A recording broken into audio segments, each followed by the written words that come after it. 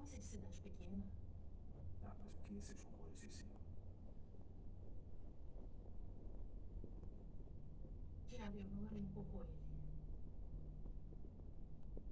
Nossa, isso é uma loucura, né? É.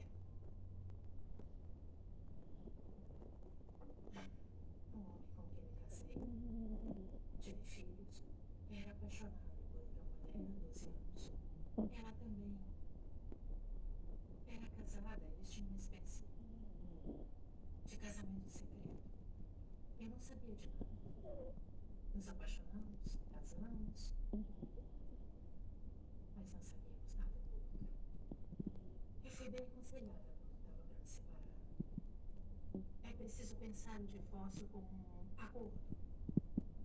E aí, sempre tem o outro lado desse acordo. Ameaças, revelações. O que dizer para as crianças? Dinheiro. E é bom ter alguma coisa para negociar.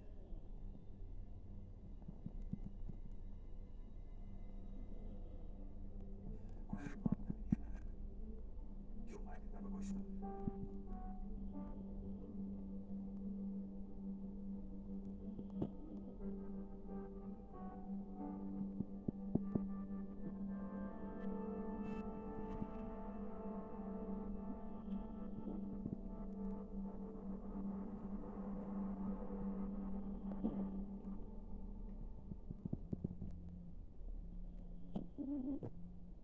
Alô?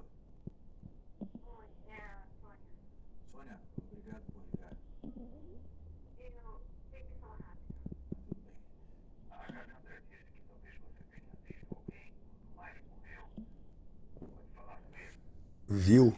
Hoje eu consegui gravar. Ela ronca igual gente. Olha só, gente, escuta. Ela ronca igual gente. Mas pode me contar o que houve? A gente estava fazendo uma festa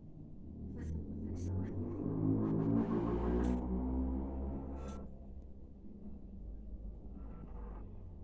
E aí, eu e o Mike, a gente. Enfim, Estava tendo um caso.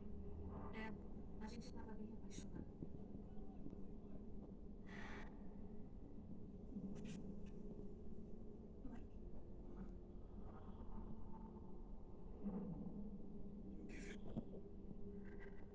olha, eu não sei se foi impressão, mas eu senti que tinha alguém observando a gente.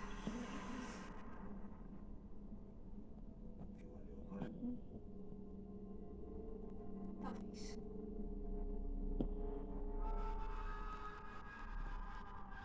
Eu nunca vou esquecer